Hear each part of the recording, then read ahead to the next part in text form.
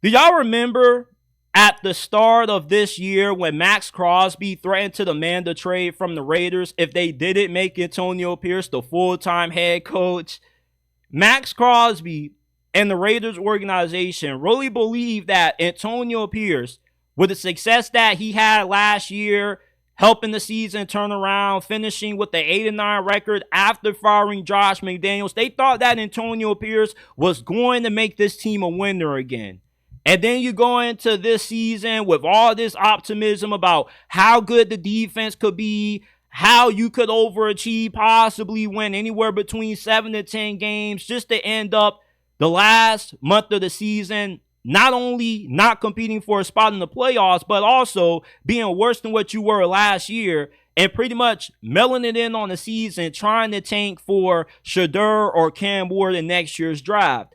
To me, the Las Vegas Raiders got fooled by Antonio Pierce. This dude was fool's gold. He's the prime example why you never really listen to player opinions when it comes to making head coaching decisions. You have to go with the guy who you feel, as the owner, as the GM, is the most qualified that help you win games. Because a lot of these players, it's like having a substitute teacher.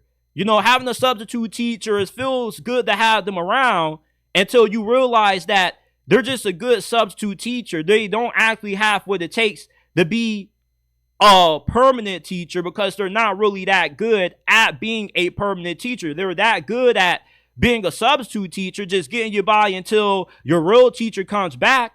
But when you take a substitute teacher and you try to make them a full-time teacher, sometimes it doesn't always work out because they're not really that qualified to be in that kind of position. And Antonio Pierce is one of those coaches that it looks like he's in over his head. He's a good coordinator. He's a good positional coach, but he's not a good head coach. And if you want a good example of what I mean by this, look at how they lost to the Kansas City Chiefs in that Black Friday game. I thought that when the Raiders had that opportunity to come back and they could have won that game, maybe being able to get that game-winning field goal, you felt really confident about their chances walking away with that win. But in my head, I was telling myself, the Raiders are going to find a way to lose this. I don't know how they're going to find a way to blow it, but they're going to blow it some way, somehow. And when you have a poorly coached team, you just find ways to lose games that you should have won. And there's been a couple of losses that the Raiders have had this year that they lost because the coaching just wasn't that good. Look at the Chicago Bears. Look at all of the close games they lost this year because they were a poorly coached football team. When you are a poorly coached team, you find ways to lose games that look like they were gift wrapped it to you. I love Antonio Pierce as a person. I think that he's good on the podium, but it just looks like, you know, being a head coach is something that he just doesn't look like he's all that qualified to be. And he wasn't really a coordinator. You know, he was like a positional coach or something like that prior to getting this head coaching opportunity. So he doesn't really have a lot of experience being a head coach, and he's learning on the job. And the hires that he made, bringing in Luke Getsy, once he hired Luke Getsy, I knew this season was going to be a disaster.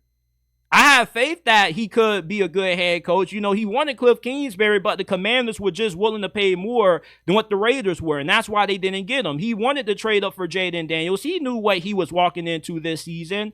And although you don't have a good quarterback, you do have a boatload of injuries. You paid a lot of money to Christian Wilkins in the offseason. You were really optimistic about how good him and Max Crosby were going to make this defense. But there were several games this year that the Raiders lost that they could have won if they had slightly better coaching. Look at what the Chargers are doing with Jim Harbaugh. Look at what Sean Payton is doing with the Denver Broncos. The Denver Broncos coming into this season have a projected win total of 5.5 wins. And they've already smashed that, and they are en route to making the playoffs. Why can that not be the Raiders? Why can't the Raiders not overachieve despite not having a good quarterback? Because you don't really have that good of a head coach. At best, you were hoping that Antonio Pierce could be a bootleg version of Mike Tomlin. But when you don't have a good quarterback and you got a young head coach, it's hard to win. The Raiders, they got fool's gold when they hired Antonio Pierce.